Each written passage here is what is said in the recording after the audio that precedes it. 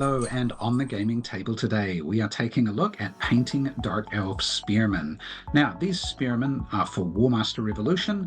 I am 3D printing these, and they've come from the Forest Dragon sculpts. The figures aren't very big, and I'm taking close-up photos. They're not going to look so great. You're going to see the mold lines, you're going to see the powderiness, but it is going to show you the process of what I do to paint them. Now, to paint these, I'm doing 8 bases or 16 strips of Spearmen in pretty much a factory process using lots of small strokes as I go. This is the best way I find to manage my time of painting over multiple sessions. So let's take a look at what I do. First, I base coat in black, and then I give it a dry brush. I'm using Vallejo paints, and so I dry brush with ivory. It looks a little different to white, even though this looks pretty powdery. Ivory comes out a little less powdery than white does. This step, as you can see in the corner, takes me about 2 minutes of base coating and dry brushing per strip. Next, I put on the faces. Now, I do this pretty quickly. I use flesh and I just water it down a little bit. Only takes about half a minute. It's just quick. You can see it's not very precise. There's lots of little extra pieces of flesh here, but that will get tidied up in the end.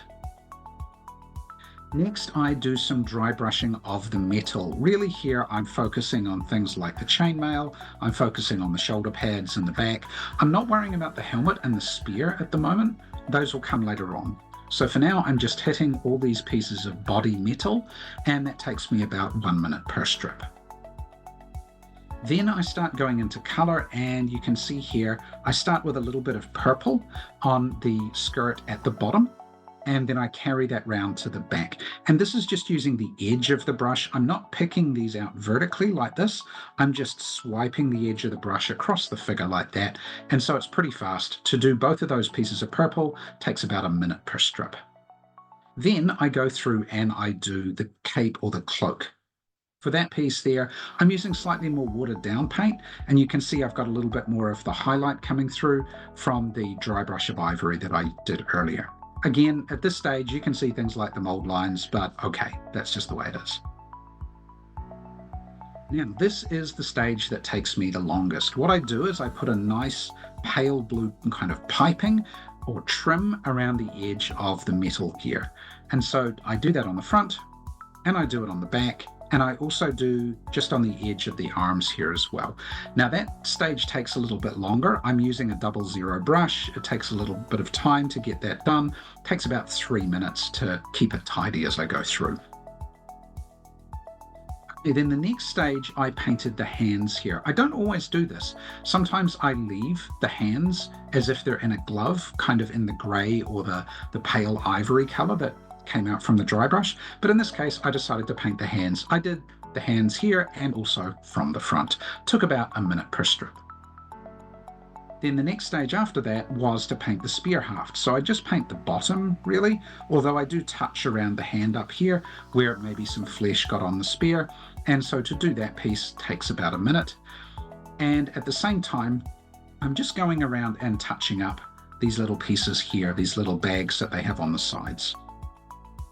Now, the bit that's 2 minutes at the top here is actually referring to where I focus a bit more on the shoulder pads, I paint the helmet, and I do the spear. So all of that metal gets done, including around the front on the face, and I just go up to the edge of the face, not quite touching the face. That's why it takes about 2 minutes. It just takes a little time to be careful at the front. So once I've done that, then you can see the faces, and around the front here don't look too bad. Okay? Now, the next stage is to do the shield. If you compare with one of the earlier photos, the shields here were kind of dry brushy and very gray color. So here I've gone through and I've put a lot of black on them.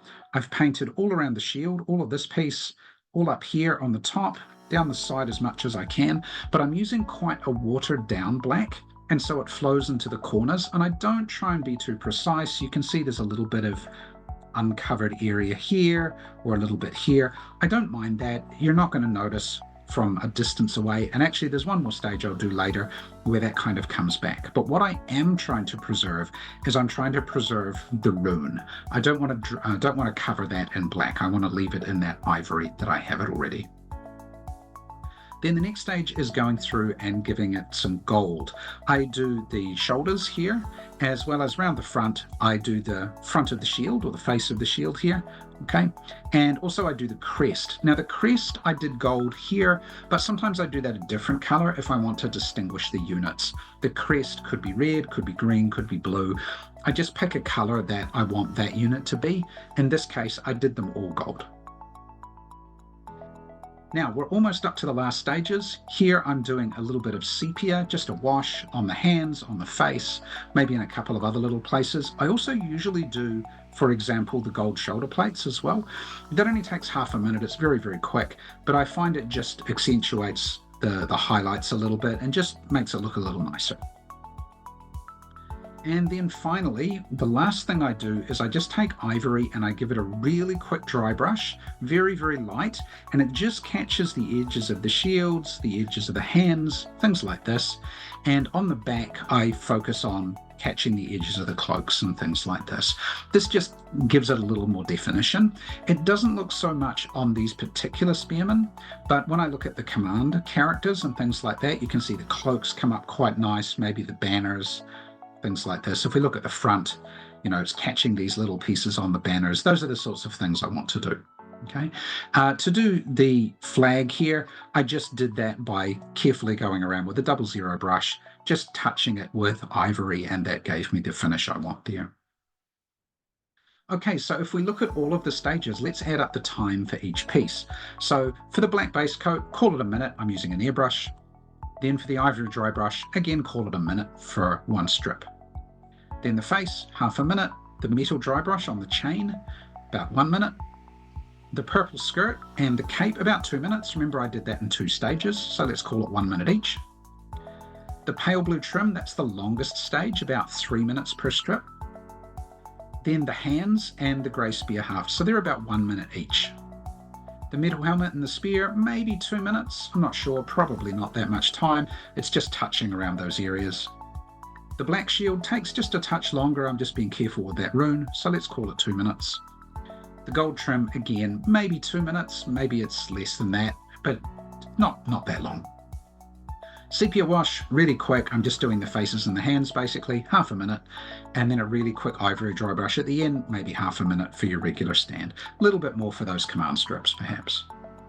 So altogether, if you add that up, that's about 17.5 minutes. Now, the figures aren't all glued together on their stands. They're not based yet. So let's call it 20 minutes, including the base. And that would be a stand done. So that means 6 strips or 3 stands I can get done in 2 hours. I think that's pretty good. With spearmen, obviously there's quite a few figures on a strip. With something like crossbowmen or other things like that, less figures, it's going to be faster to get stands done. Now, up close, they didn't look so good, but at a little bit of a distance, I think they look pretty good. Again, these aren't based yet. By the time I put some basing on them, they should look pretty good.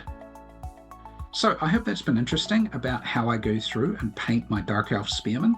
If you've got suggestions or ideas or comparisons you want to use, please do let me know. Obviously, I'm not doing things like contrast paints. I could be doing that as well, but that's just the way I paint using Vallejo paints. Thank you, and we'll see you again soon.